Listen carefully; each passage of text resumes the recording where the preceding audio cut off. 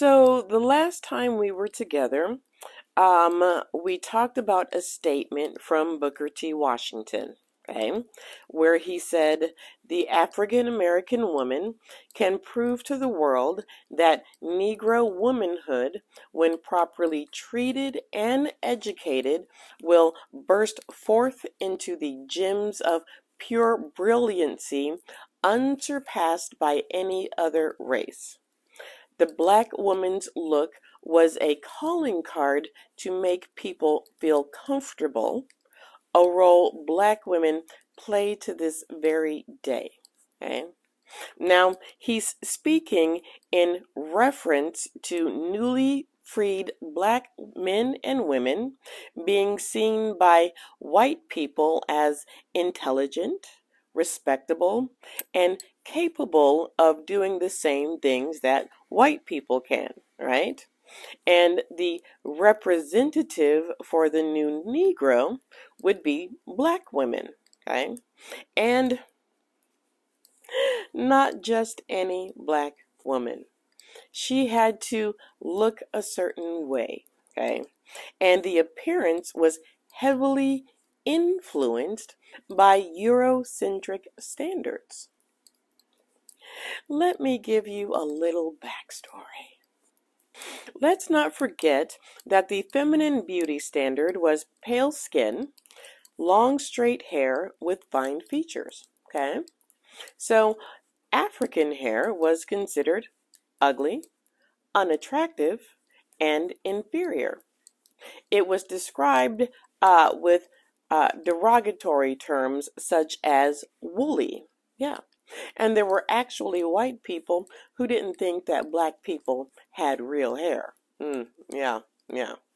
Now, both white people and black people deemed dark-skinned black people as inferior and less intelligent. I know, you're scratching your head. Black people too? Yeah, black people too. Remember our conversations on colorism, right? It was an intentional tactic devised by the enslaver to divide the slaves and keep them from overthrowing their oppressor. Okay? Now, keeping all of these things in mind, right? The new Negro woman had Eurocentric features, right? She was a light-skinned black woman with fine features. She had a great mass of hair that could be swept up on top of her head, but this great mass of hair would be straight and kink-free. Yeah, yeah. Now, based off of what I read, I'm pretty sure I found the seed of colorism, well, not colorism, but at least featurism and texturism. Yeah, yeah. Colorism started in the 1800s with slavery, but I think I found the beginning of featurism and texturism, y'all. I think I found it, so. Yeah.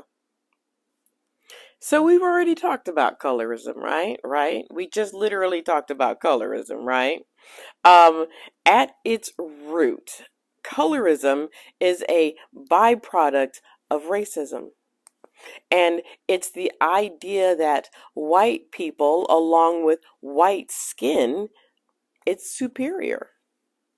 The closer you come to looking white, the more preferred you tend to be. And as we've indicated, colorism comes from slavery. Slave owners gave those with lighter skin preferential treatment. Those with lighter skin were assigned domestic tasks, while those with darker skin, they were the ones who were out in the fields, doing much more demanding tasks. Lighter-skinned slaves were believed to be better, smarter, more beautiful. And this created a divide that has lasted to this day. And remember what we said. The representation of the new Negro was a light-skinned black woman. When we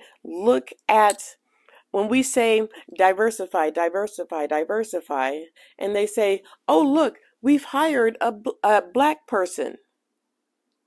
It's a light-skinned black person, isn't it? The black beauties of the day, they tend to be light-skinned beauties like Halle Berry, Diane Carroll. Are y'all old enough to know who Diane Carroll is? Look her up. But you get where I'm going with that, right? Let's talk about featurism. Now, if you don't know, featurism is a preference toward those with features that align with a certain beauty standard, okay? And it's not as simple as, oh, I only like women with green eyes. It's more insidious than that. It's, I only like black women with the features of white women. It's that. Texturism is a preference for hair with smoother, looser texture, okay? And it's discrimination against people with kinkier, coarse hair. That's the story of good hair, bad hair. Good hair is straight, kink-free hair, or at least it's manageable hair, okay? In the early 1900s, writer Azalea Hackley wrote, kinky hair is honorable. It's an honorable legacy from Africa. It was nonetheless a trait that with constant care should go away.